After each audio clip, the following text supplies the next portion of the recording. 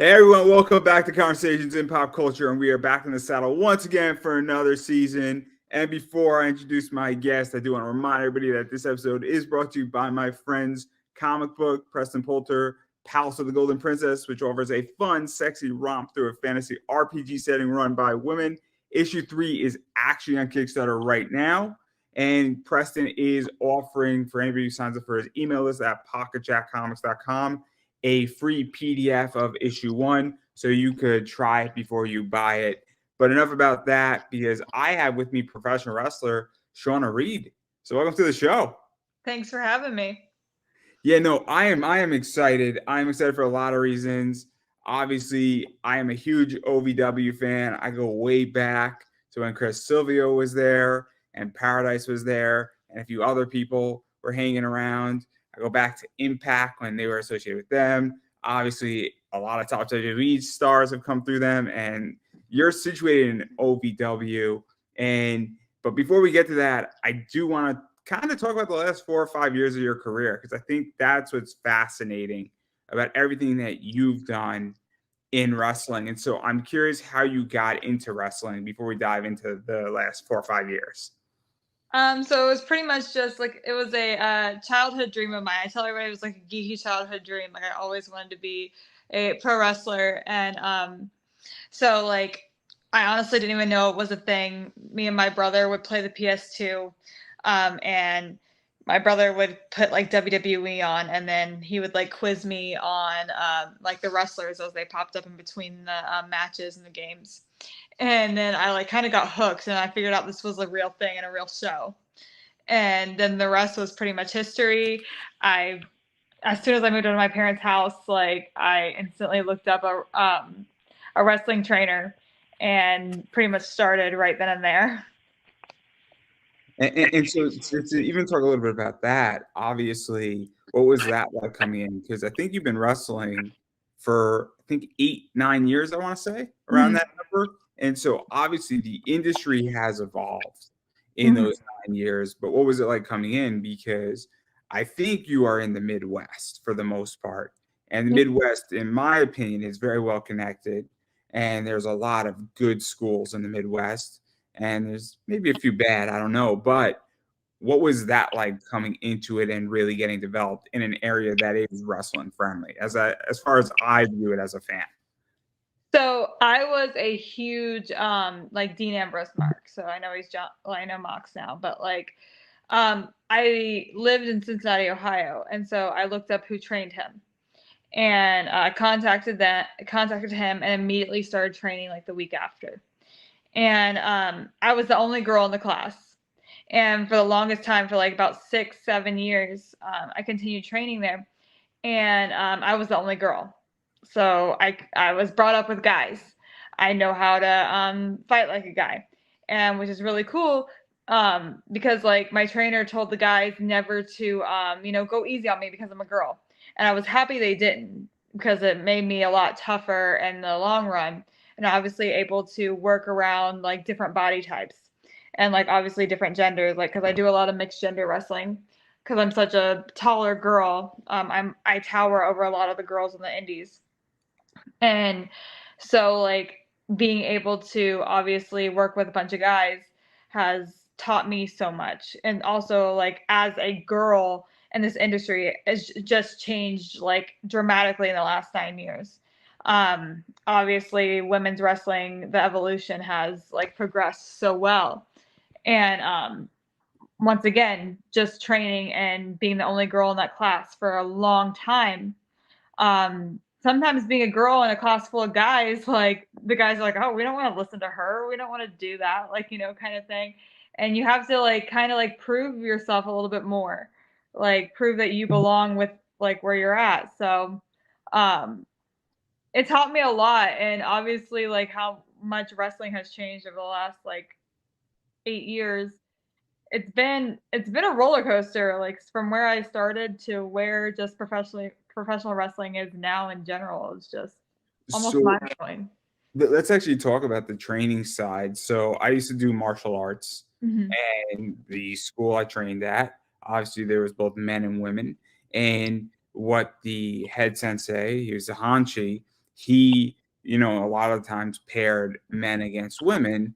And the reason why is that for the girls and even for a guy, um, if a girl needs to know how to defend herself against a guy in a lot of ways, and if a guy and a girl never ever have an interaction while they're sparring, how can they learn how to defend themselves or through certain kisos and certain, I guess, set of moves, for lack of a better word, where it was very crucial.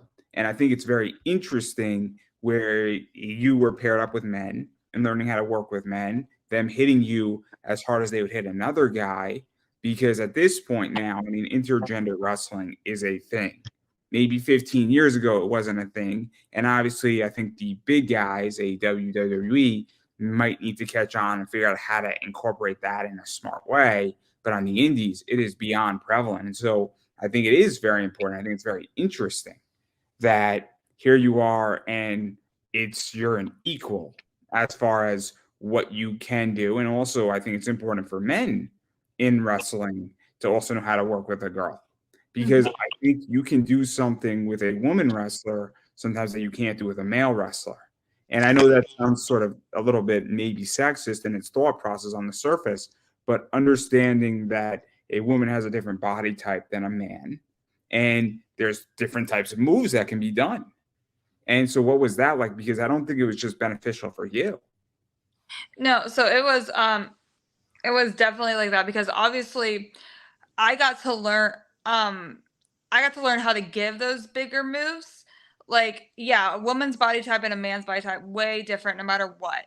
And like so obviously I'm a taller girl.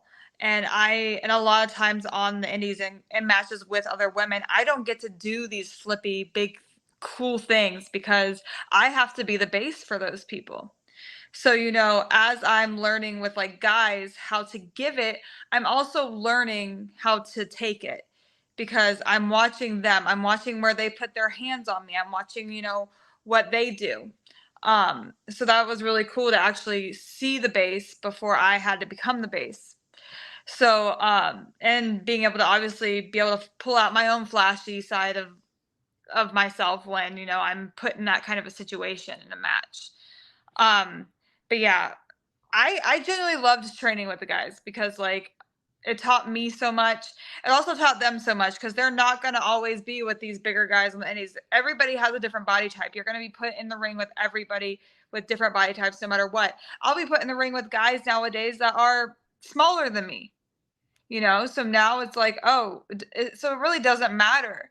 Yeah, like it's 100% different, but a lot of the times it actually doesn't matter. It depends on how you guys work together. So, Because I think it's interesting because I think people have to understand that the more experiences you have as a wrestler, wrestling different people, different styles, different, I guess, backgrounds, also different schools of thought, also East versus West Coast makes, and the more of that you have, the better of a match you could put together and the more things you can do in a ring. And also you can do it safely. And so understanding what you were saying is the base and understanding doing flippy stuff, for lack of a better word, because I really like saying flippy stuff. But that actually really, I think, allows for a greater match and a greater arsenal to be done. And I think that's something that, unfortunately, some wrestlers might not understand.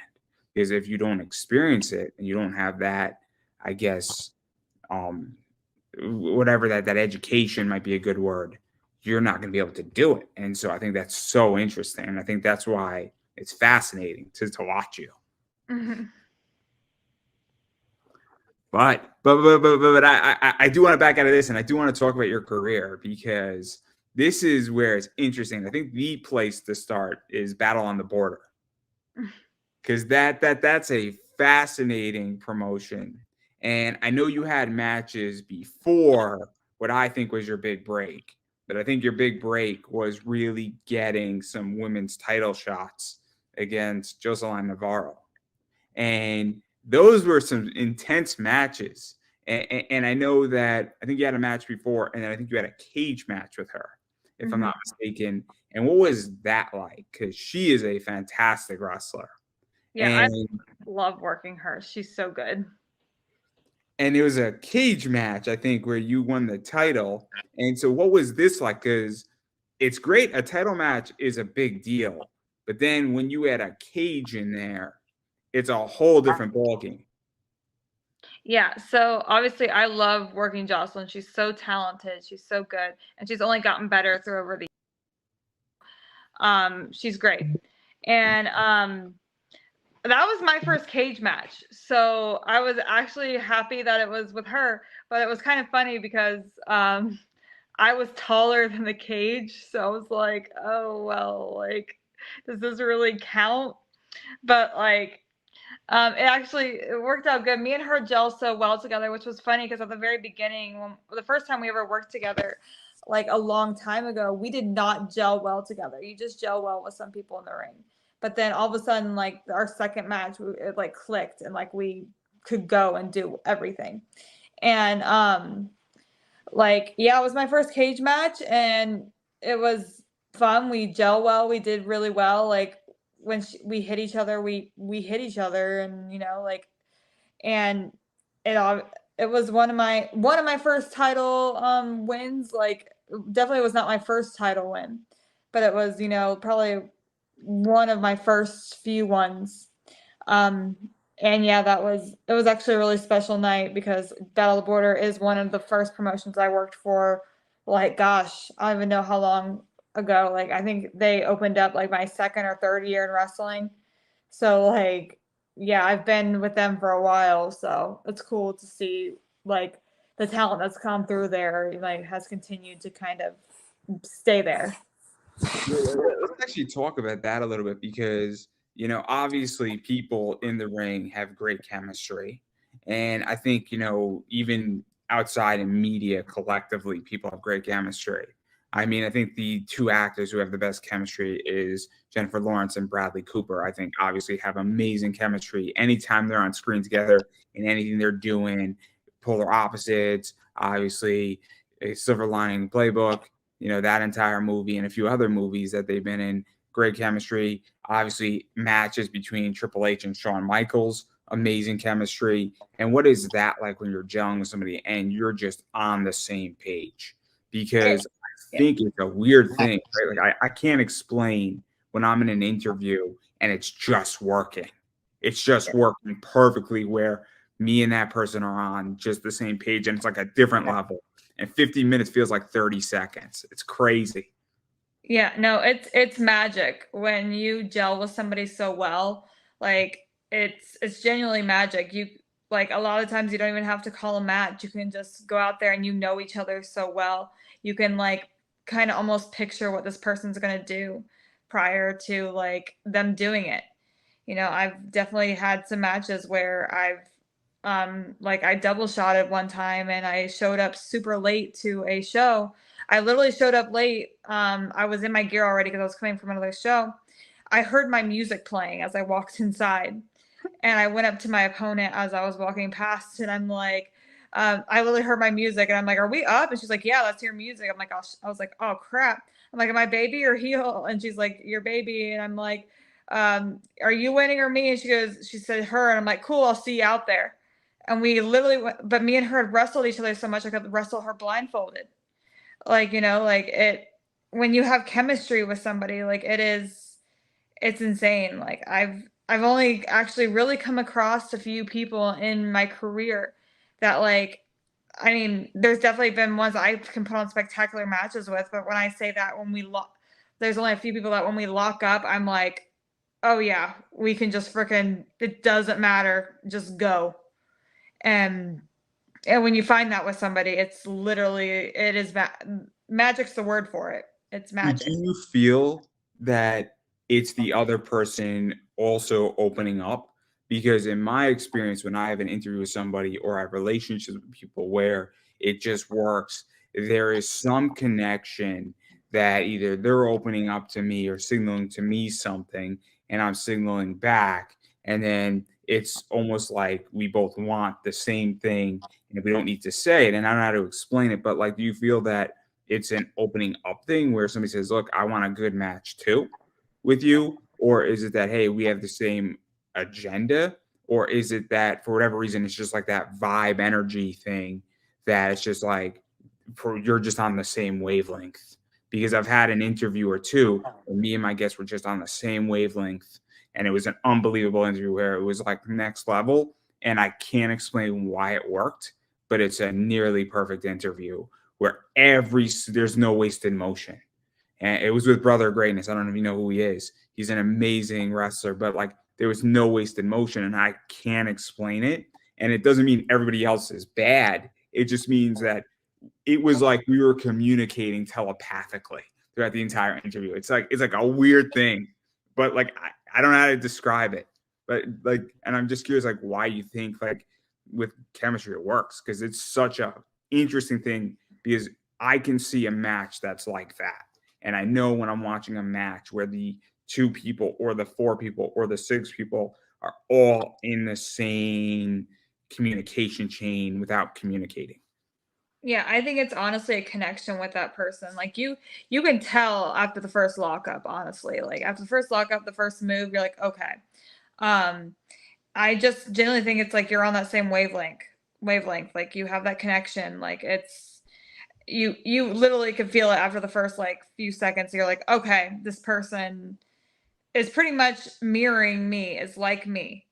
And yeah, it's I genuinely think it's a connection. Like I'm opening up, like I'm opening up, I'm pretty much almost giving you my body, and I am going to literally do whatever I can to make you look good. And then that person's like, "Oh, well, here's my body too. Like, let's go." Like this is what we both want. So, I find it fascinating, and then I mean I find the whole thing fascinating, and I can't explain it, and I don't think it's hard to explain, but I definitely want to dive into your title run too, because obviously this you came out with the title following this, and then you had all these title defenses against Super Oprah. You obviously faced Palmona Star.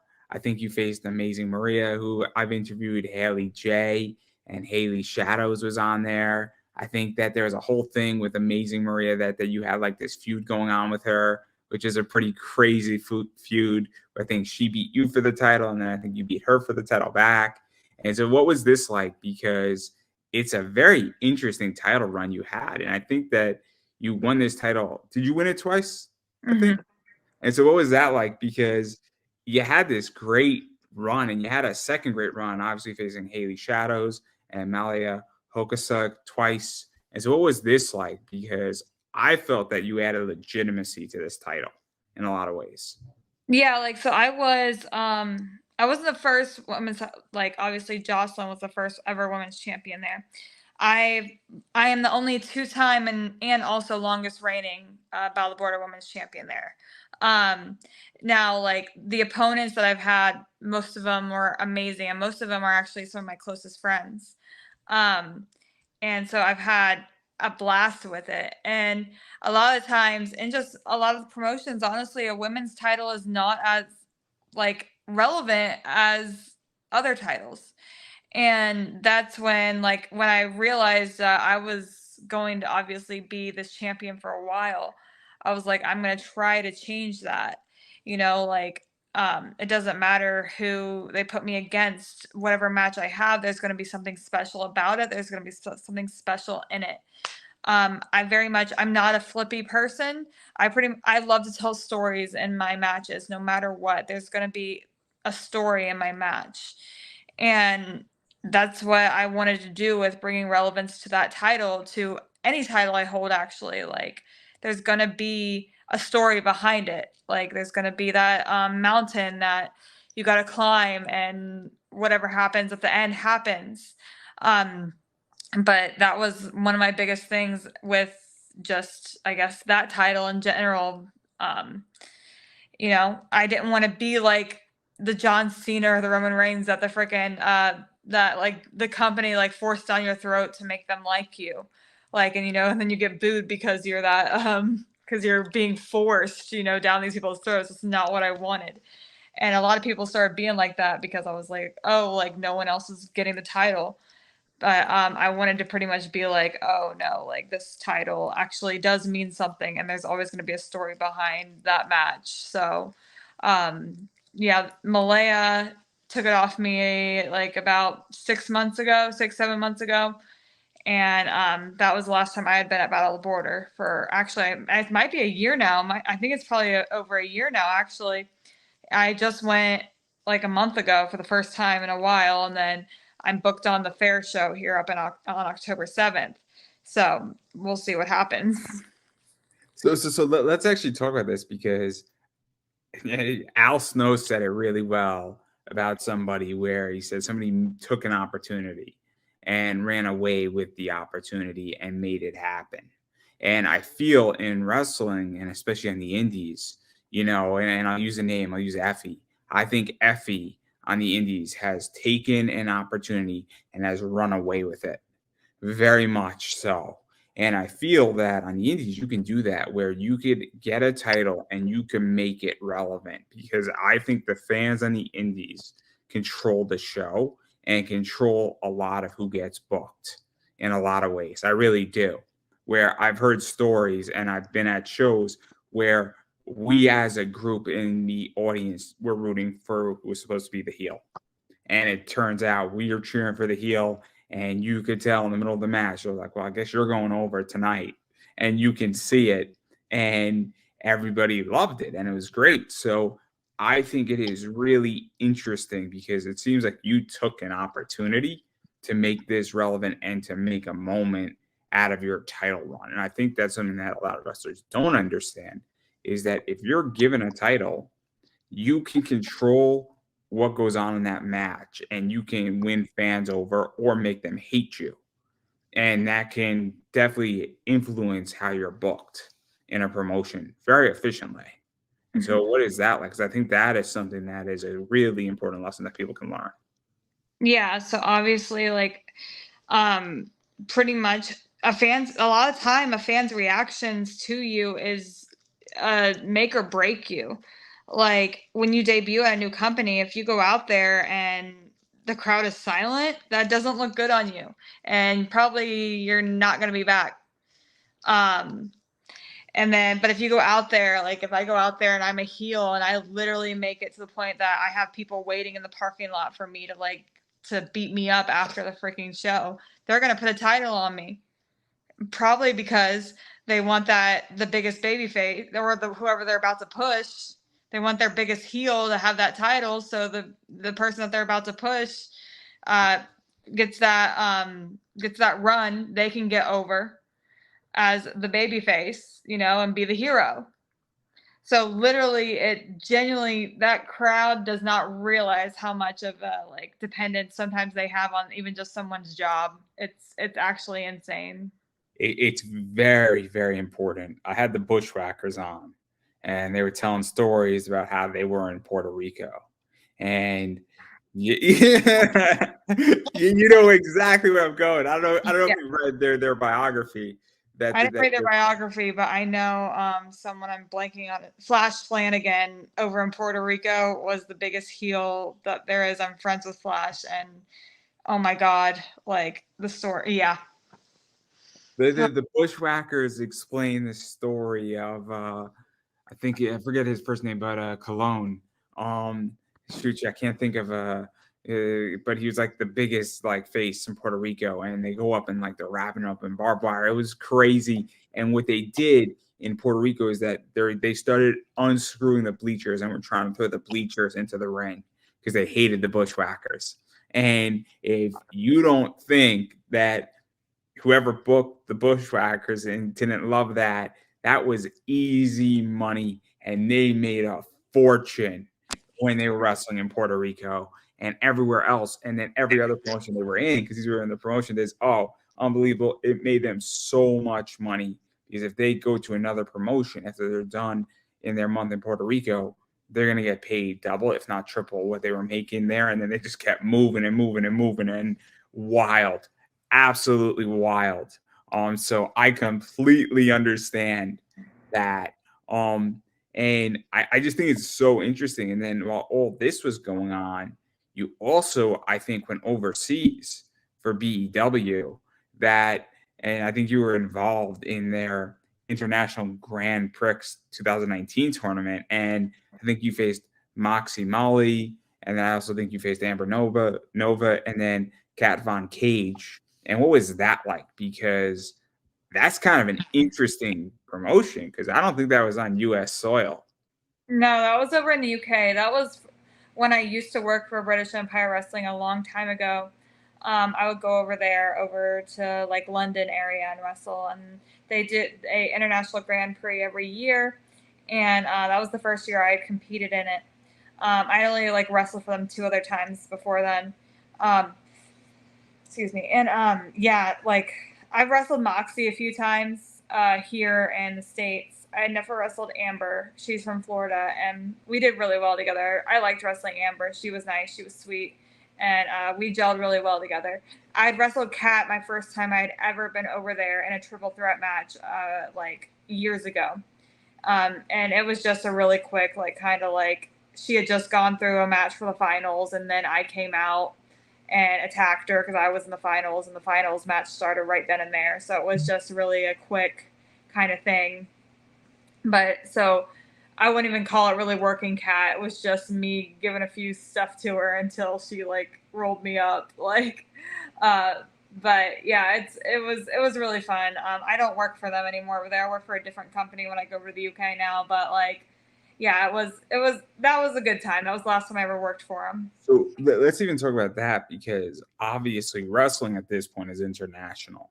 And it's very interesting where I know a lot of Americans go to the UK. I know a lot of them hang out in Japan. And it is, I think, important if you're a wrestler that you get experience because the way they do things in the UK and in England is very different than we do it in the States. And then in Japan, it's a whole different ballgame. And every time wrestlers come back from Japan, obviously they get better. And so, what is that like for you? Because I think it is important to have international exposure. And I would imagine it makes you a better wrestler. Yeah, so I've never been to Japan. Honestly, I feel like I'm one of the very few people in professional wrestling who I'd love to go to Japan if the opportunity is like there. I will 100% take it, and I'll learn and love it so much. But like that's not one of my biggest goals.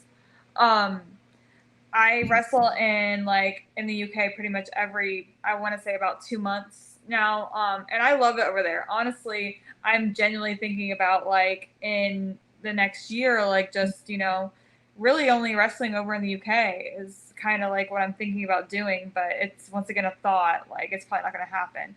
But like, because I wrestle over there so much, I'm in a tag team with my boyfriend over there. He actually lives over in Edinburgh, Scotland. So it's cool to get to obviously go over there and do stuff with him and work on TV there in Leeds. We base out of Leeds a little bit while we're there, but then we go other places too. But yeah, So they just they're let's talk about that. Let's talk about that because there are very few couples in wrestling. And who work together and are married, boyfriend, girlfriend. And so what is that like? Because it's a very unique experience when you can wrestle with your significant other and you're engaging with them and or you're wrestling against your significant other. And so what is that like for you? Because I would imagine that obviously it creates a natural story automatically to some degree because now you have a couple facing another team and then there's a trusting and so you have automatic story elements put into it but then there's also that other trust and then if you get married and things of that nature then even becomes a stronger bond and also it's kind of I think like a couples thing for lack of a better word here and I'm not saying it's a date that's not what I'm saying but it is kind of interesting because it is rarer than I think people realize. And so what is that like for you? Because I think it's interesting. yeah, no, so like it's obviously really hard for me and him because me and him are long distance. I'm in the USA, he's in Scotland. And so that in general just is hard for anybody, because we don't see each other as much. Um, but like the fact that I get to share something that's such a big part of my life and get to be with some like doing something I love with the man I love is absolutely amazing. And obviously we have chemistry in more than one ways, you know, and like he's my tag team partner and he's my life partner. And like he's my best friend. And so literally like we could even do things in a match with other people and then I see him setting up for something and he wouldn't have even had to call it to me and I know what he's going to do next and I know what I need to do next if that's something. Um Obviously there in the past there's been like not with me and my current boyfriend, but there's been like with other people, like I've seen with other people, like there's obviously that trust issue, you know, because you know, like a lot of times I have noticed like men, women do it too, but like my experience has been watching like men that I know are happily married or have kids at home, and they're at the bar after party, and like another girl's all over them. You know, like I've watched it, I've seen it, and there's obviously that huge trust factor and just that in general. And wrestling, you know, like I get it, like you know, some people like fans will make you feel like a freaking star, and then you kind of sometimes forget your actual reality that you have like at home. But it also depends on how like devoted you are to your significant other. And like I said, getting to do something like that I love with pretty much my life partner, like um, with the man I'm hoping to marry one day, you know, is like this is something that we can do till whenever we retire, or and like you know teach our kids, and our kids like come along with us, like it's literally like it's a lifestyle, and the fact that I get to share it with him is genuinely the best. Like I've been with people in my past that did not want to do like a tag team, and I'm like, or didn't even want to really show that we were a couple, and I was like, oh well, that sucks. But the fact that he's my boyfriend Paul is like all about like no, like we're gonna do this together. You know, we're gonna make it together. We're gonna do all this together. It's just it's amazing. And it's hard. It's really, really hard. It's not all sunshine and rainbows, but like it, like yeah, I got lucky. Yeah, so you mentioned something really interesting about trust, and I do think that if you're in entertainment collectively, there is that element of trust. If you know your partner is in the industry, they might understand a little bit more. If they're outside the industry, it might be more complicated. And I mean, I hate to say this way, but wrestlers more often than not do have problems with relationships for a lot of reasons. For a lot of reasons, I mean, it's tough to be on the road. If you're in WWE or AEW, I mean, more so WWE, I mean, you're traveling 250 days a year sometimes, and that is really hard where you're home, what, 110 days, 190 days, maybe 105 days. It's really hard, I would imagine. And so, obviously, on the indies, if you're really booked up, you could be having a similar schedule. And as you stated, you know, if you're made to feel like a superstar, and understanding, and I think it's a mentality of realizing that, hey, I get that I'm a superstar in this setting, but there's also the rest of the world outside of this. And I think some people don't understand that. They're not mature enough in wrestling to understand that. And then I think also this is why we see people fall down and implode. I mean, I don't know if you saw the Teddy Hart, you know, thing on Peacock, but he's a really good example of somebody imploding heavy, heavy in real time. And it is bad because you have probably one of the most talented people imploding in a way that is clearly not normal. So, I mean, I just think it's really interesting that you're grounded. Yeah, I've definitely had my you know my issues in my past, but like where I'm at now, and you know like where I feel so content and so just like Do you feel that's also because you're older now? Because when I was 20, I obviously have a different position than when I'm 30 because I have more wisdom, I have more experience. And I feel just in life in general that if we were to rewind the clock 10 years ago, my element of wisdom and what I want and what I want to engage in and my whole behavior has changed based on experiences and I guess just going through life. And do you feel that that's also part of why I feel that, and maybe I don't know how you feel, but I now have more trust in certain things because I've been through and I know how to spot trust. And there are trust, I guess, testers in my life, for lack of a better word. I Yeah, don't no, know. I mean, through the years, I've gone through so much through the years. I've genuinely like lessons that were hard, like literally so much heartbreak. And like the wrestling business is a hard freaking business. It is not easy, like in any way, shape, or form, emotionally, physically, everything. Like it kills you. Like, and I've gone through a lot, and I'm probably more than what most people go through in wrestling. I've gone through, and they were all learning like life lessons, you know. And just really through the past like 2 years, have I really realized like what I need to like. I know what I want, like, you know, like it was always before like what other people wanted, what can I do to make this person happy, what can I do so this person isn't mad at me or whatever. Now it's more like, no, I know what I want and I know what I deserve, and if you're not going to give it to me, then you can just get out of my life, you know, like, or I don't need you. And definitely that's a learning curve, and it's older and getting more wiser, getting, you know, like that kind of thing. And that's just in general, it's not even in wrestling, like, so, but I'm very content and happy where I am. It took a lot to get to where I am now, but we're here and it's good. So it's, yeah, we're getting better.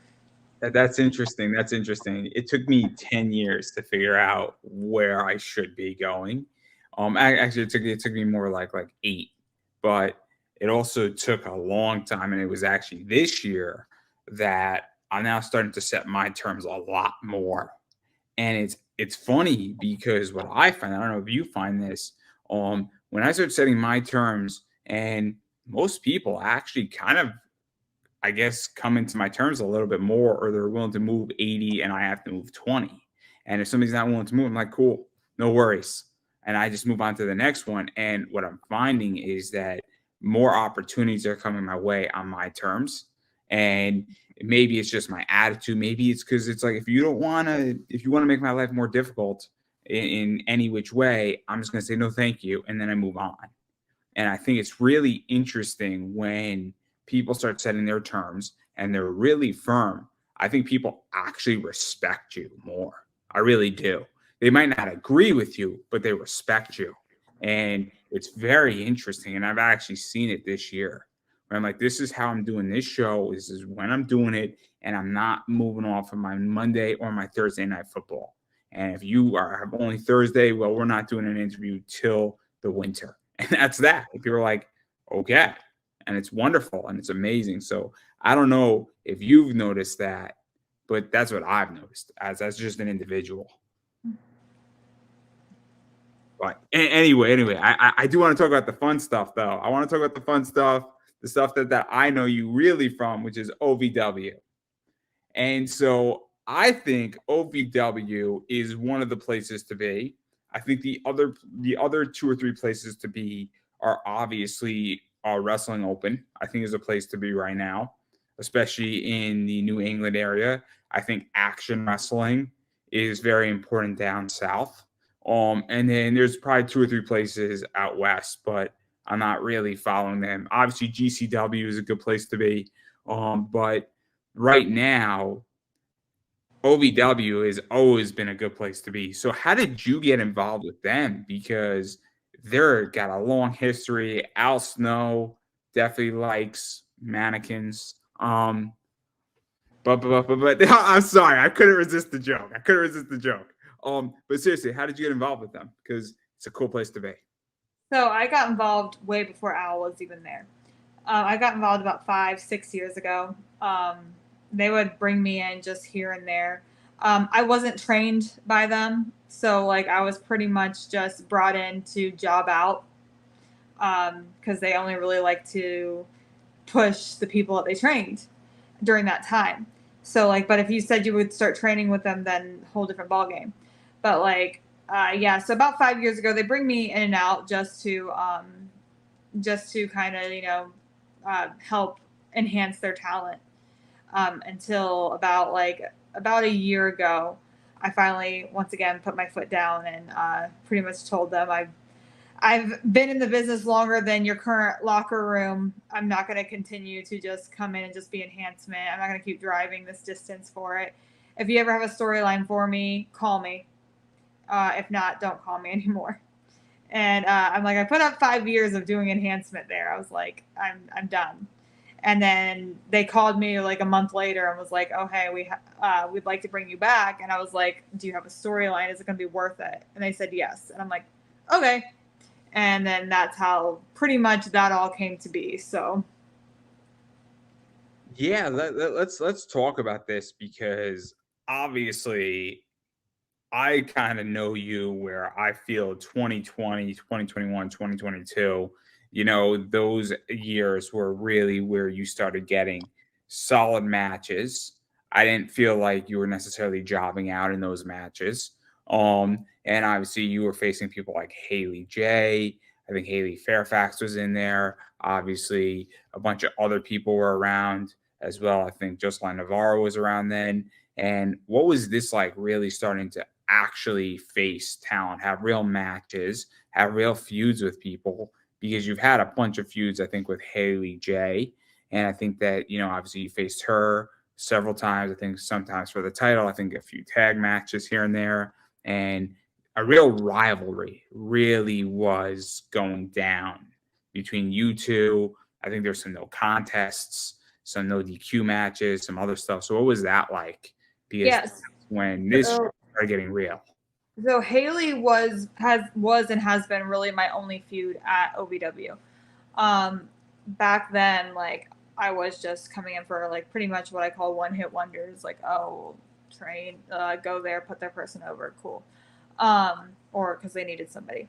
But like me and Haley, me and Maria are like really really close friends, and like she was in my faction on the Indies and everything. So like me and Maria were close. Haley's her daughter. So me and Haley, she's one of those people I gel with really really well, and we can put on amazing matches. And so it was kind of funny because just like obviously in the past year, they have consistently like OVW has seen that, and they were putting pretty much my feud with, pretty much just kept putting me in a feud with Haley. Like they would try to like push me and Haley apart and like give us other people, but then like me and Haley always circle back to me and Haley. And I love working Haley. She's great. Me and her, like I said, we gel every single time. It's like it's good. I've only ever had one title match there, and that was against Haley in that triple threat with Shalance. So, but like, yeah, it's that year was fun. But I've been obviously starting to go to the UK a lot more, and I haven't been used in about 2 months since I've been back from the UK. So I think it's like they're like, oh, you're starting to go over there more. So I'm like, yeah, well. Because one of the things is that, I mean, you've been on a lot of OVW tapings, a lot of OVW TV. Obviously, I think you faced Leah Gray, who is in AEW. I think you've also been facing Tiffany Nevins or Navins. I don't know how to say her last name correct. And so obviously, I think you and Tiffany have had some matches. And so what has this been like? Because even though a lot of this hasn't exactly been a real feud and maybe even one or two matches, you've been around and you have a lot of matches in OVW. And a lot of that was pushed out on TV and a lot of it was utilized. And what was that like? Because at least, people watch OVW, people know OVW. And it's kind of interesting because it does, in my opinion, at least add some clout. If you've been there a while and you have a bunch of matches and that you are on OVW TV, I think there is something to be said about that, given the history of OVW being part of the machine that it is. Because it Yeah. is, in my opinion, an indie hub that produces talent that is seen outside of their, I guess, 50-mile radius, for lack of a better word. Yeah, no, being there just with being able to work with people like Al Snow and Doug Basham and stuff like that as like producers and agents is really, really cool. And just knowing the talent that was made there and has come out of there and who has wrestled in that very building, is just amazing. And all the history there is like genuinely great. Um, and like wrestling newer girls that are coming up on the scene and are like it's a consistent, pretty much like almost keeps me on my toes too, because these newer girls that come up, like you have to you got to handle them, you got to try and teach them too. So no, it is really cool. I'm so thankful for that, for my opportunities with OVW, and like obviously what I've gotten to do with them and be a character that's kind of out of my comfort zone. So it's real. Yeah, no, OVW, like it was really cool. Did you also feel, and this goes back to women's wrestling, where 15 years ago, women's wrestling, for lack of a better word, was a joke? I mean, I hate to say that, but in a lot of ways, it was not treated well. It was treated pretty poorly. I mean, it was legitimately called the Divas title in WWE, and now it's a women's title. There's a big difference between those two words. Um, and now I feel that women's wrestling, and in a lot of ways, there's in many ways on the indies and sometimes in WWE, it's better than the men's in a lot of ways. I mean, the Becky Lynch match on NXT, 2 weeks ago, was a great match. It was arguably the best match of the whole week, which is insane. And not because it should have not been on NXT. It should have been like the main event in SmackDown or the main event in Monday Night Raw, but I was glad it was on NXT. To be honest, it should have been on NXT, but it was that type of caliber. That could have been a pay-per-view match, easy, between those two women. But do you feel that OVW also has given an opportunity and spot to women wrestling? Because that's, in my opinion, one of the biggest issues that has been slowly changing, and it's gotten a lot better, but there's still that issue where sometimes it doesn't get the correct spot it deserves. I mean, I'll be honest, I thought this year's WrestleMania, where Charlotte and Rhea Ripley did not finish out the show, I thought that was actually a setback. I didn't think that was a progression in women's wrestling, where I think they should have finished out the show, not Kevin Owens and Sami Zayn. And honestly, Rhea and Charlotte put on a better match than Kevin Owens and Sami Zayn and the Usos. Not saying that Usos and Kevin Owens and Sami Zayn didn't put on a great match, but it was not the better match out of the two.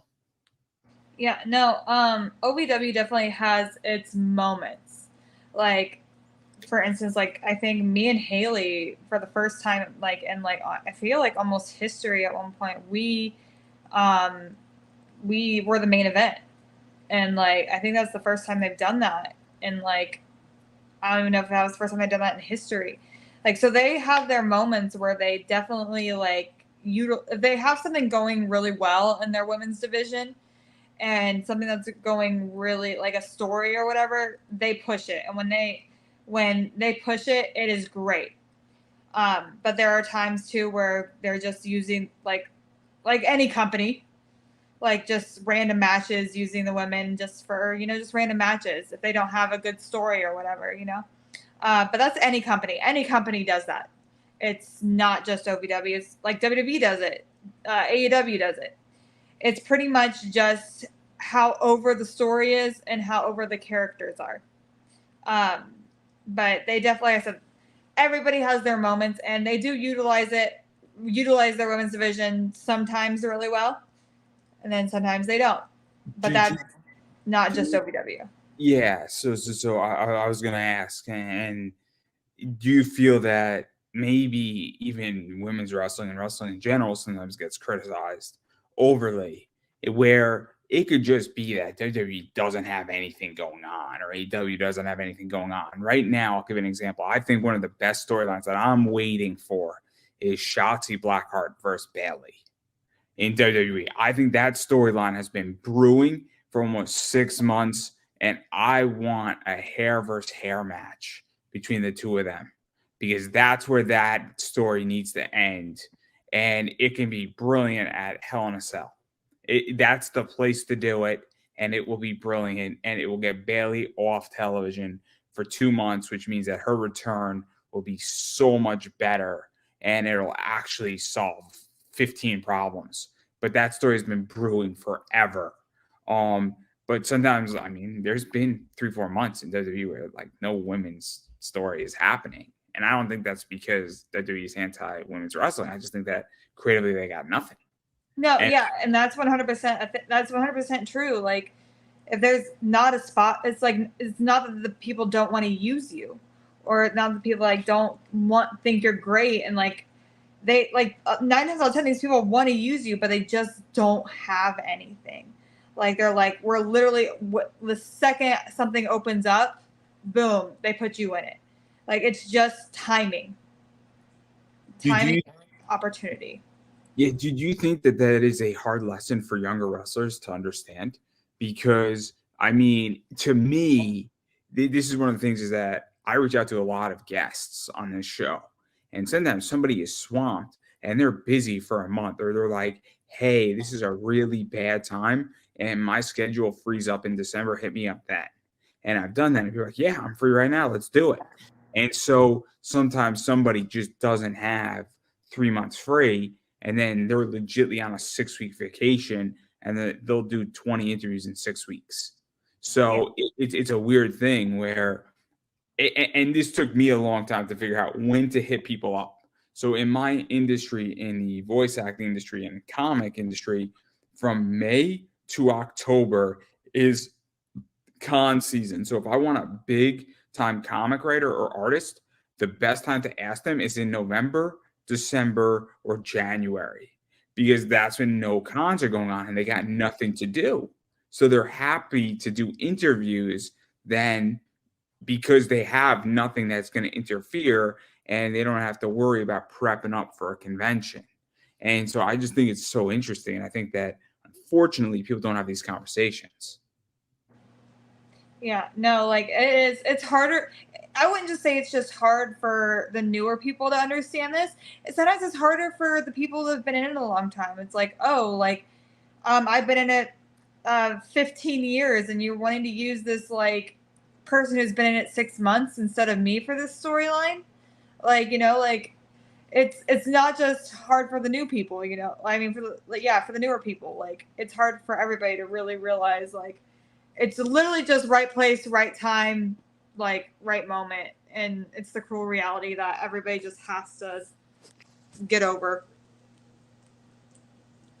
Fair enough, fair enough. And then I do want to mention something to talk about it. And I didn't see it yet. I don't think you saw it yet. The OVW documentary that hit out on Netflix. I think it's 7 episodes. I haven't seen it yet. I don't think you're in it. But what is that like, though, even for you, though? Because it is drawing a lot of attention to OVW. And I think anybody who has been in OVW in the last 3 years in and out, even 6 months in, is now getting a little bit more credibility. It's definitely putting eyes on the promotion and it's drawing attention to it. And what is that like for you that this is now OVW is getting a real big spotlight? And I think it's going to indirectly affect everybody who's been around that company for 3 years. No, it's cool. Like I was obviously there when they were filming. Like they pretty much, obviously picked their main characters and had the cameras around them. And pretty much if you were not that main character, you didn't have a camera on you, like that's just reality TV. That's just how it is. So it was cool to see that, like just to in general just watch that. It was actually kind of cool. But like I mean, yeah, it's definitely putting eyes on OVW and that product. Like, obviously, will when everything is new, it skyrockets. Um, Obviously, Haley got a freaking WWE tryout. And I know one of the things she says in it is that her goal is to be at WWE. So, definitely, like, it's opening opportunities up for people, which is great, and I'm so proud of her for it. Um, but like definitely it's opening up that vision of and what's behind the scenes of wrestling and just things like that. And it's definitely highlighting those people that they decide to make their main characters those people, their careers are definitely skyrocketing right now because they're just those main characters. Those are the stories that they follow in that documentary. So seeing that, like being a part of some people's journeys, like you'll feel like you're going on that ride with them. So that is that'll be really cool for the viewer. So Because I mean, I'm looking forward to watching it, and the way I view it is that I thoroughly enjoy Netflix. I'm a shareholder of that company. I think they're a great company. Obviously, I like OVW, and I think that it's just good in general. Anytime you go into a market that is so much bigger than OVW, nothing against OVW, but Netflix is like a great big shark, and then OVW is like a little guppy compared to Netflix. OVW is great, but I'm being very polite when I say this, and hopefully nobody's going to get too upset when I say it that way.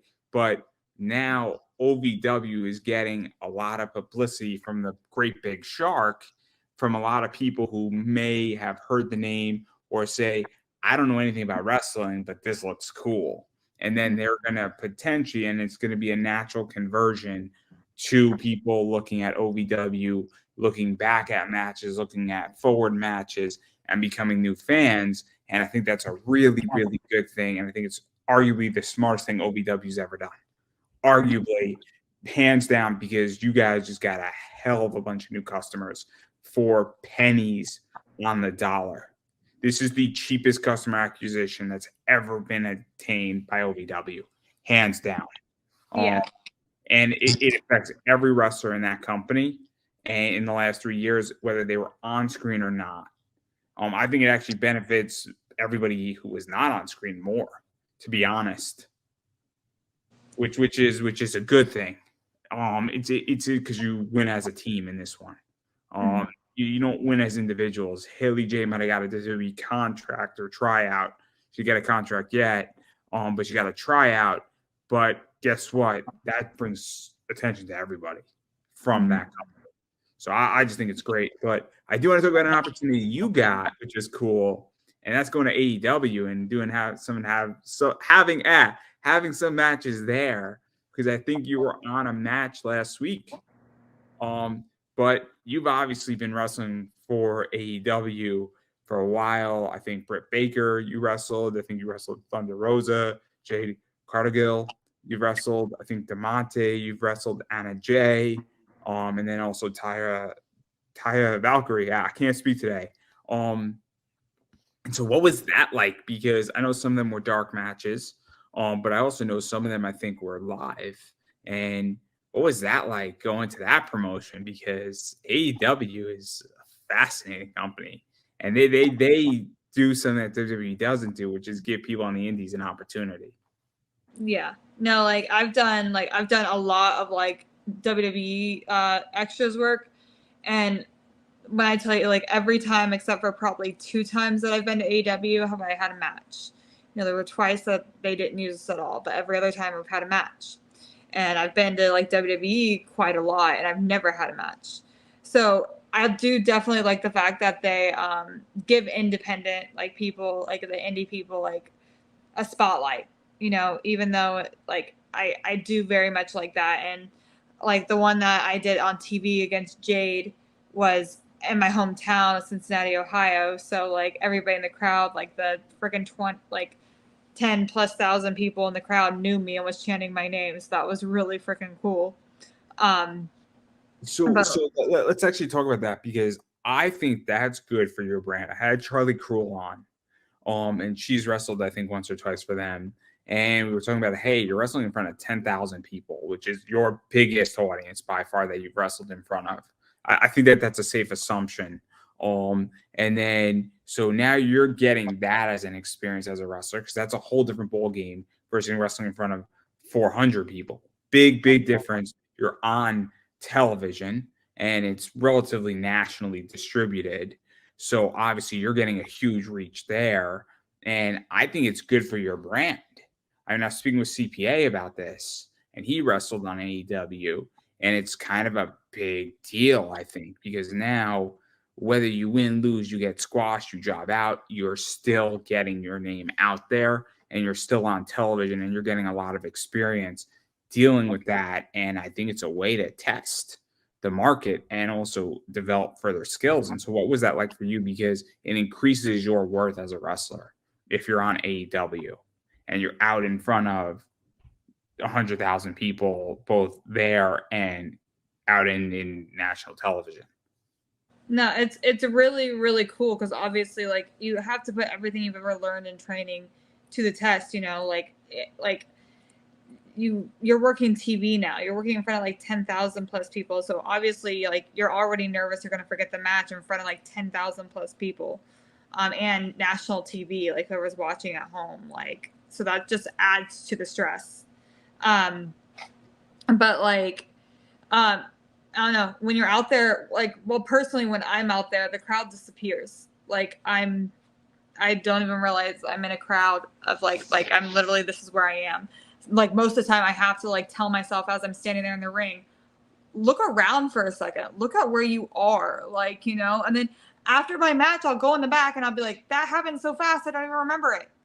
Like it's insane. And it's a dream come true. You know, if I never make it, if I never get signed to a major company, like I've wrestled in front of that many people. I've wrestled on the big shows. I've wrestled on all the big shows. I am 100% content on where I am. If I never, the goal is a contract, but if I don't get it, I've done what I've sought out to do.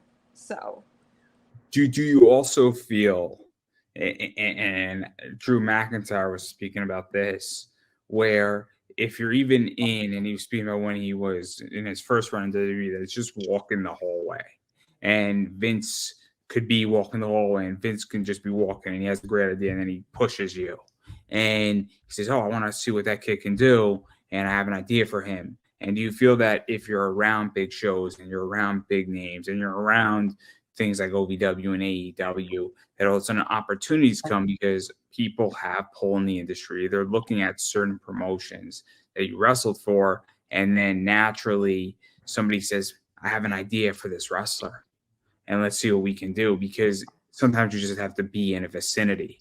It's happened to me where I've been in the right place at the right time.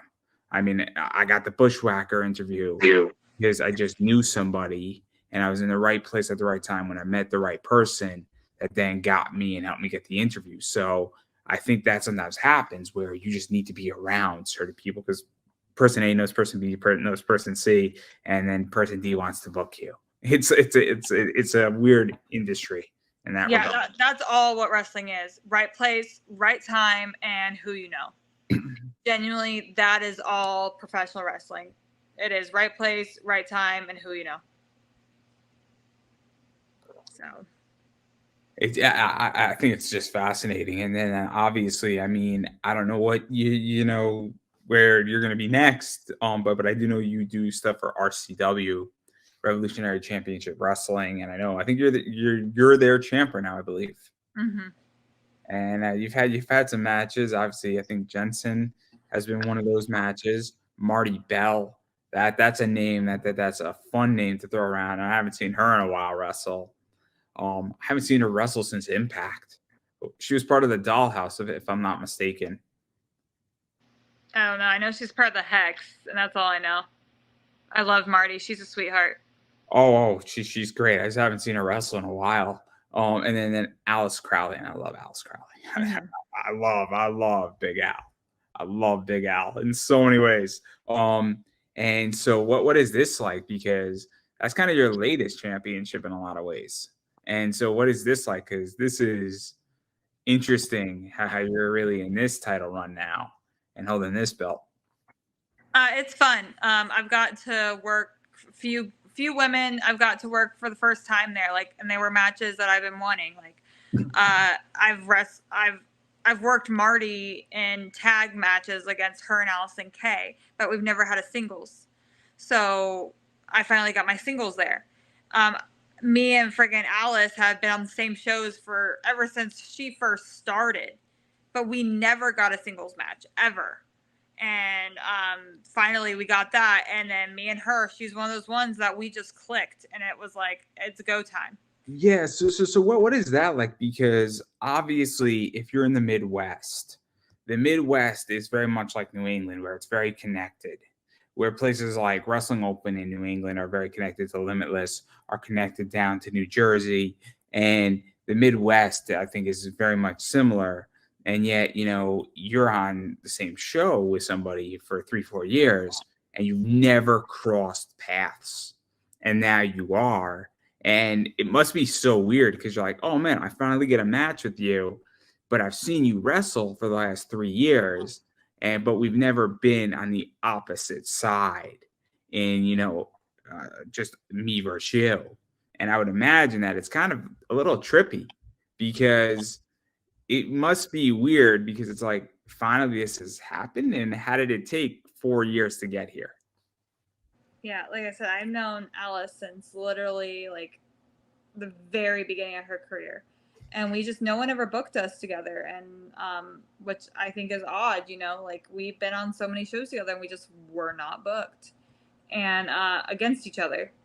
And we got put in a triple threat match like 2 months before this singles match. And I was like, okay, so I kind of get to work with her, but a singles match and a triple threat match or a tag match it's so different than a singles match.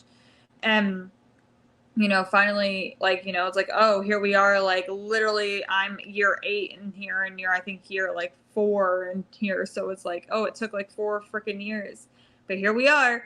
And I'm actually like really happy, like you can be really happy that it took that long because like obviously I'd been in for a while when she got into the business, so she was super new. So obviously now she's more experienced, like can do a lot more things and is totally down for anything.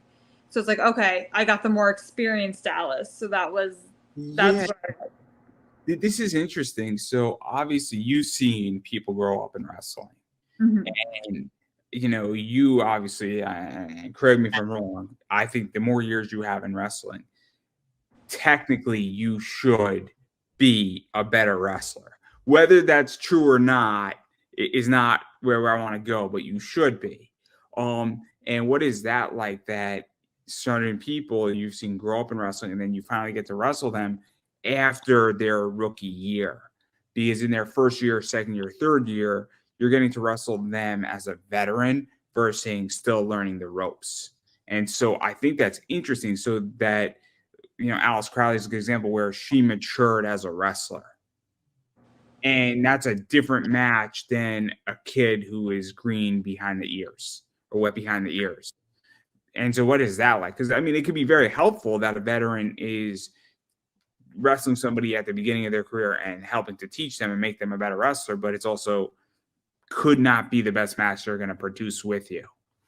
Yeah, no, like it's fun to work, like obviously to watch someone grow from like I really actually enjoy like working somebody from the very beginning of their career, and then like 4, 5, 6 years down the road we get to lock up again. I can see and physically feel their improvement, like I love doing that kind of stuff. Obviously, like I said, with Alice, for instance, I watched her since she first started, and I'd never obviously gotten to lock up with her, but like getting to work with somebody after their rookie years, it's nice because I don't feel so, I guess, obligated to make sure like this rookie has a good match. Like it's like, okay, I trust this person with my body, because some moves I will take from someone who's been in the business for longer. I'm not going to take like I've had too many concussions. I'm not going to let this person who's been in the business a year, maybe a year and a half, do anything near my head, make me land near my head. I can't, and I can't trust you. Like you may have done it like a million times in other matches, but you're not going to do it with me because I don't trust you yet, and you're still way newer. Once you grow, you learn how to control yourself, learn how to control your body, and things like that. Then we can talk about it. But like, I have to more protect myself, obviously, around people that are newer. But then people that have been in the business a while, it's like, okay, this person at least should know what they're doing, and I can trust this person more, and I can obviously take more dangerous moves from this person because they know what they're doing. So No, no, no. I get it. I get it. In which that trust is a big issue in wrestling. And the whole thing, especially because you're trusting with somebody with your life. I mean, we've seen it and we've heard it, and we understand that bad things could happen in a ring, and they do. Every year they do. And it's a freak thing, and anything can go wrong in a wrestling ring at any given point. And so I completely get it. And obviously, if somebody is brand spanking new in wrestling, I don't know if I'm going to trust them either. And even if I'm a referee, I might not want to trust them because one wrong move, you know, you can do some damage. So I completely get it. I completely get it. But I do want to back out of your career because obviously you're still the champ there. I'm sure you got a bunch of matches coming out, and I'm going to let you promote yourself in a second. But I am curious where you feel wrestling has evolved out of. I mean, obviously, we are out of what I call the COVID era. Some people might agree, they might disagree, but we went through 2 years where shows were under a lot of stress, a lot of duress. Fans were somewhat allowed, somewhat not allowed. A lot of streaming came about, and a whole industry really got shook up in wrestling, in my opinion. And I think it's changed wrestling in a lot of ways on what can be done, what should be done. I think it's changed interactions. I think it's changed how things are run. And so, how do you feel that it has evolved? Because that's been the big seismic shift, more so than anything else. Obviously, the women's revolution occurred as well, and that's the other seismic shift that has happened in wrestling. And also, I think that a lot of people who have been bad in the industry have been publicly called out. And I don't want to say shame, but they have been capitalistically removed, might be a good way to put it.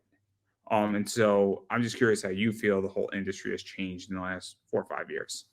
So I was trained at the very beginning of my career, like very old school.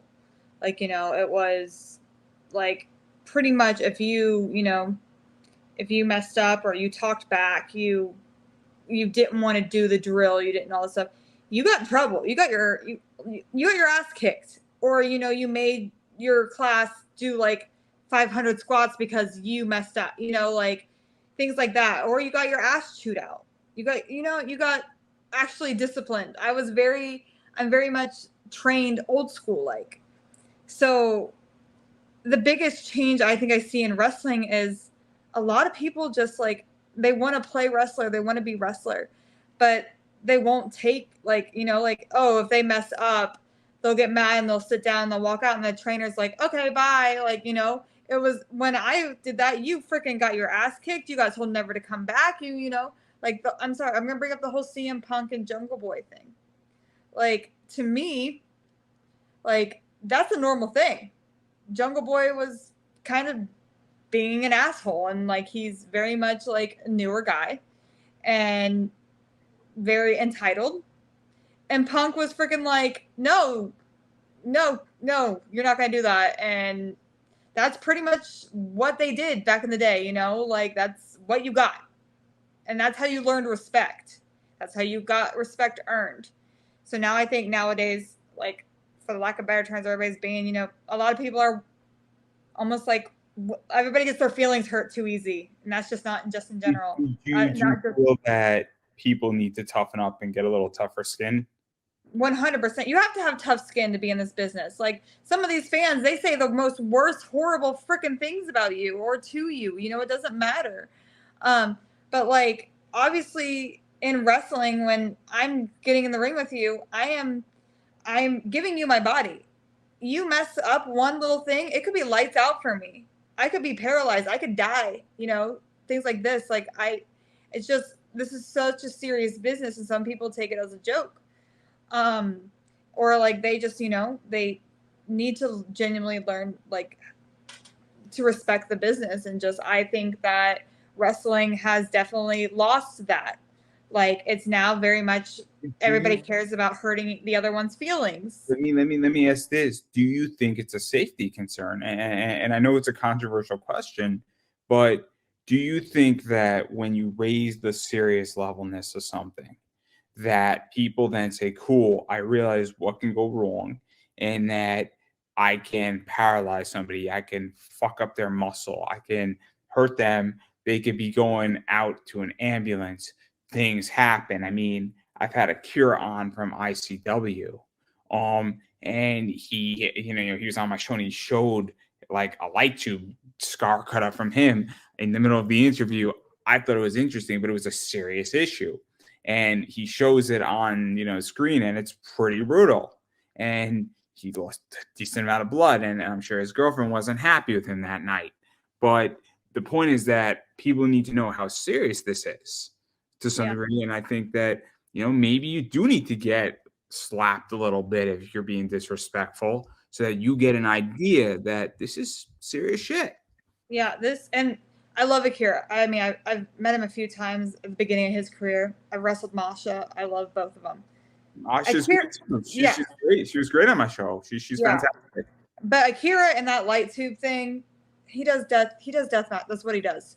Like, he signed up for that.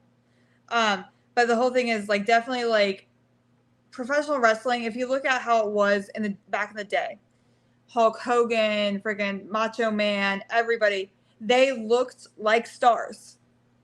They looked like professional wrestlers. If you think of a professional wrestler in your mind right now and what you think that they should look like, you think of them.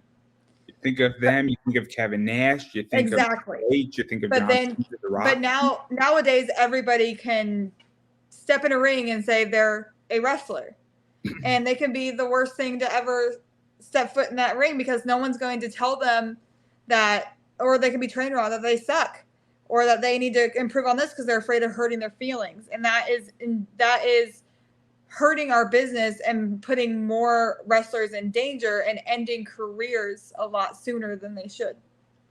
Now, if you I'm not saying like completely destroy somebody and rough them up, but teach them respect. Be like, you're not going to talk back to me. Like, just things like that. Like, genuinely, that's what they do in Japan. You freaking talk back to somebody in Japan, you're freaking dead. Like, and that's why they're freaking, it's such a like worshipped thing there. Such a freaking safe thing there because of that. But in the US, do you think that there is a happy balance though? Because I don't think you have to slap a student if they're being disrespectful, but I think that you have to educate and you have to be stern.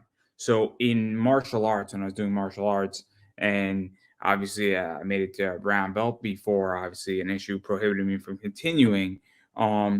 But you don't speak back to your sensei. You can say, I don't understand this, and this is not working today. And that's not being disrespectful. Say, could we do something else? Because I'm just not getting it today and my leg hurts. And that's happened to plenty when you're dealing with people who are in their 40s. Maybe somebody's having a rough knee day, and maybe they can't do a squat.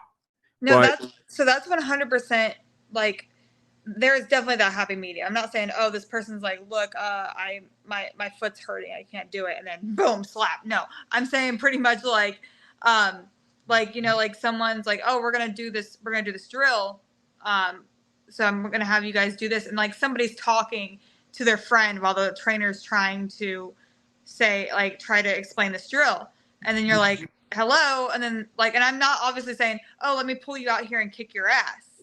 No, it's gonna be like. Do you think that? I mean, this is my thought, right? If somebody is talking to their friend while you're doing wrestling drills, and they're just talking to their friend, I mean, there has to get a point where a trainer says, "Get the fuck out of my fucking." Exactly. Not say, look, you, I can't train you. Maybe you don't belong here. You don't have what it takes, and I think that's very different. Because unfortunately, to argue the other side, there's plenty of trainers who will just take your money and they won't teach you shit. And this is where it becomes a problem, I feel, with wrestling. This is just from what I heard. Again, I'm not a wrestler. I have no desire to get in the ring. I wouldn't last 10 minutes. It's just not in the cards. I'm happily sitting on the other side of the barrier. I'm happy interviewing people and writing about wrestling. I do not want to wrestle anybody anytime soon. If ever. It is not for me. But I do think that there is the other side where you have people just taking people's money and training them wrong or just stretching them out. And I think it still happens. And so, this is where I think this is a problem, is that you have the problem where the student is being disrespectful, and that puts technically you at risk or any serious wrestler. And then you have a trainer who's just training people wrong or not training them at all and just taking their money and teaching them horrible dog shit technique, and that puts you at risk. Well, there's a lot of times those trainers, though, are you decided to go somewhere cheap. You didn't look up who your trainer was. You didn't look up a reputable trainer. A lot of times, the people that are just taking your money and it's all dog shit are the people that have not produced anybody, that no one has signed, hasn't done anything in the business. They personally haven't done anything in the business. Like, that's 9 times out of 10. Those are the people that are going to be stealing and taking your money. Yeah, their training is going to be affordable and cheap and all that shit. But you're going to, if you actually find a reputable trainer, a trainer that has like turned out talent and is like world champions or like have done stuff for WWE, or like this person's been in the business this long, and you look at their accolades, see what they've done themselves. Those aren't going to be the people that are just taking your money. Those are going to be the people that, you know, like they care. Because So, it's interesting, and I haven't spoken to Effie, but Effie has spoken about this on his podcast where he stopped doing seminars. He stopped doing seminars, and he was teaching people how to do merch and how to do something and how to make money, and none of these young kids were listening. And he said, I just stopped doing it because it was just discouraging. I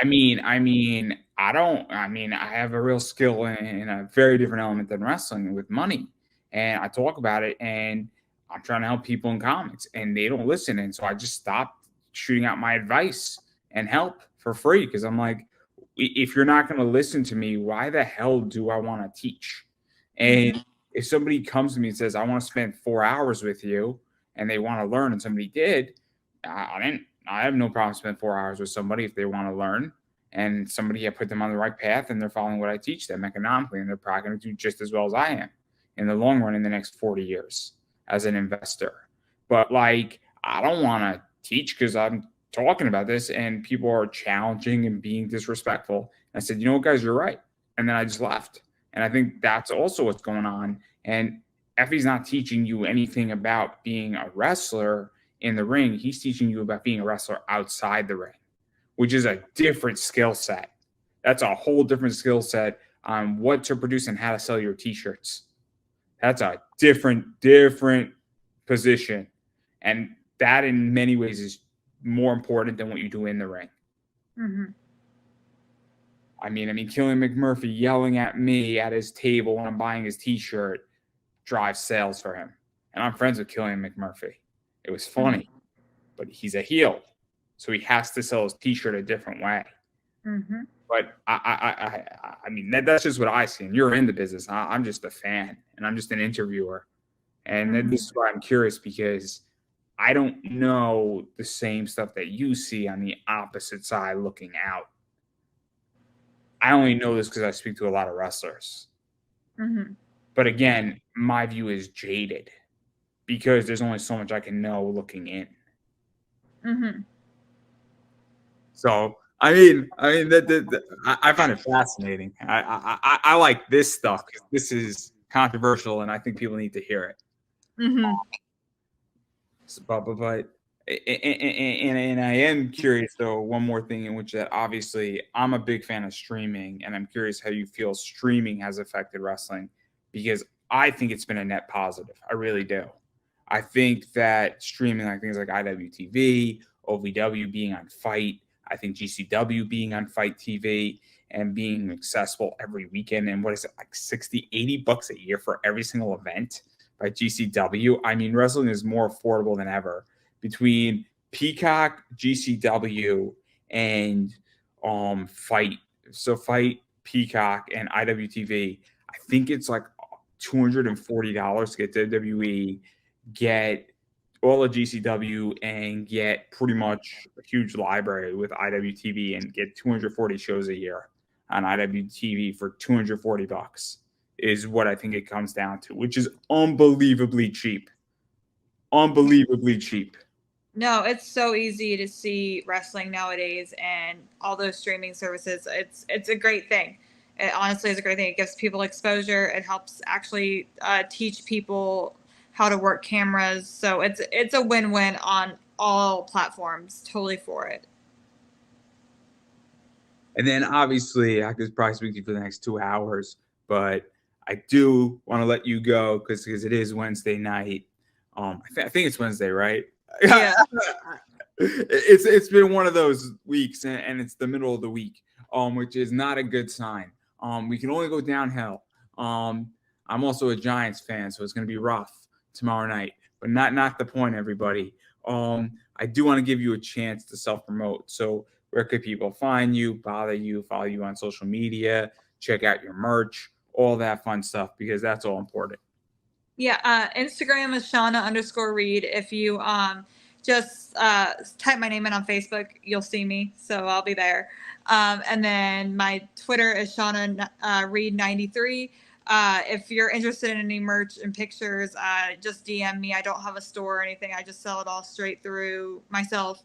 So I do accept Venmo, Cash App, PayPal, Zelle, and I just mail it out to you. So if people are interested in anything like that, just send me a message. I do sell like gear, I sell pictures, shirts, all that fun stuff. So yeah. Yeah, and then I'm just gonna say it, and I'm gonna keep saying it. You have to support indie, and indie wrestling in particular. And there's a lot of ways how to do it. Obviously, going and watching people's matches, whether that's in person or on a streaming service or on demand. Very important to do that first and foremost. Also, engaging with them while you're watching, if it's live on Twitter, is usually what I thoroughly like to do, and I used to thoroughly enjoy it when I was extremely active because, well, it's a lot of fun. It's a lot of fun to engage in with your wrestlers while they're wrestling, and they sometimes engage back, and it's a lot of fun. It's a lot of fun. For years I was doing it. So that's something that I'm going to let everybody know that you should think about doing because that really helps. That tells promotions, I really like what this wrestler did. I don't like what they did, or I'm not a fan of this person, or if there's no interaction, that also tells something. It's very telling. It's very important. Furthermore, buying their merch, super important if you're at a show, or if you are not at a show, and obviously they could send you a t-shirt, pictures, whatever else you want. That is also very helpful because it is supplemental income, and that goes a long way because selling a few t-shirts here and there could pay for somebody's gas to and from shows. So that's something important. And if I didn't already say this, but following them on Twitter, Instagram, Facebook pages, all that stuff matters. And also telling promoters, hey, I want to see this person at this show. That is massively helpful too. So all that stuff matters. That's a really important thing to do right now in indie wrestling. Also, you should be watching indie wrestling legally. That's another thing. I don't feel like I should have to say it, but I will say it. So that's important. And everything that I got going on, I am Pop Anime Comics on Twitter/X, Pop Anime Comics on Instagram, Pop Anime Comics on Facebook, Pop Anime Comics on YouTube. And I have almost 700 interviews across every sector, whether that is comic books, cosplay, wrestling, voice acting, writers, authors, crypto experts, you name it, I got it. And I have like 1,200 videos to a micro content. So there's something for everybody on my YouTube channel. I can promise you, you will be entertained. You may or may not get smarter, but you will be entertained. So keep that in mind. And then also I have an eBay store where I sell rare comic books under Pop Anime Comics Collectibles. So if you're looking for rare baseball cards and comics, I got you. My items range from anywhere from $7 up to like $800. So, and if there's something you're looking for, I can find it. I have a lot of connections, and I do track down rare books for people and rare cards. So keep that in mind, everybody. But that's everything I got, and I'm going to give you the final word. I'll be in Indiana this weekend at BMFX Wrestling. So if you're around that area, just check it out. And I hope to see people at shows in the future. And that, everybody, is a wrap because I couldn't have said that any better myself.